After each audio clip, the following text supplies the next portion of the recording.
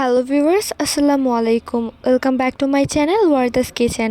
আজকে আমি নিয়ে এসেছি গরুর দুধ আর ভিনেগার দিয়ে সবচেয়ে সহজ উপায়ে মজারেলা চিজ রেসিপি।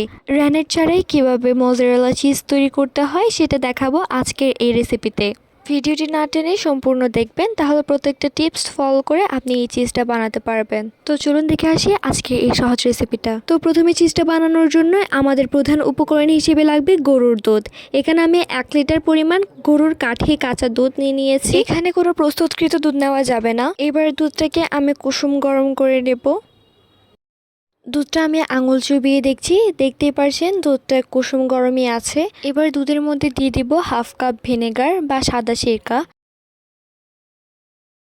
ভিনেগারটা দেওয়ার পর দুধটা আমি একটু হালকা হাতে নেড়ে দেব। আপনারা চাইলে ঢাকনা দিয়ে ঢেকে দিতে পারেন 10 থেকে 15 মিনিটের জন্য। আমি কিন্তু ঢেকে দিইনি। দেখতেই পাচ্ছেন আমার এখানে দুধ থেকে ছানাটা জমাট বেঁধে গেছে। ছানাটা আমি একটা বড় চামচের মধ্যে তুলে নেওয়ার পর এক্সট্রা পানিটা ছানা থেকে যতটুকু সম্ভব আমি পানিটা বের করে নিচ্ছি। এখানে জোরে জোরে চাপাচাপি করা যাবে না, জাস্ট পানিটা একটু সময় ধরে বের করে নিতে হবে।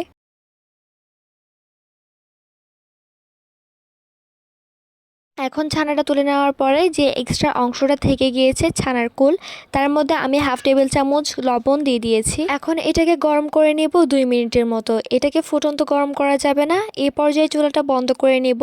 এখন ছানাটাকে আমি পানিটার মধ্যে ডুবিয়ে দেব।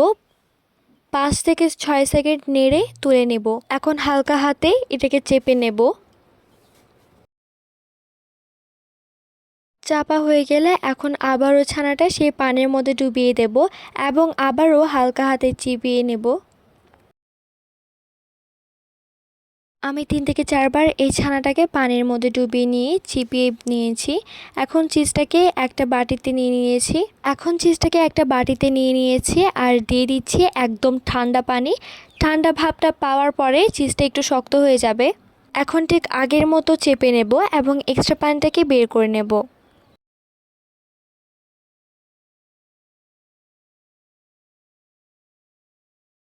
চিজটা প্রায় রেডি হয়ে গিয়েছে। এখন চিজটাকে একটি পলিব্যাগের মধ্যে দিয়ে ভালো করে র্যাপিং করে নেব, যাতে একদম বাতাস না লাগে।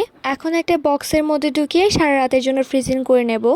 সারা রাত পরে নর্মাল ফ্রিজ থেকে বের করে পলিব্যাগটা খুলে নেব।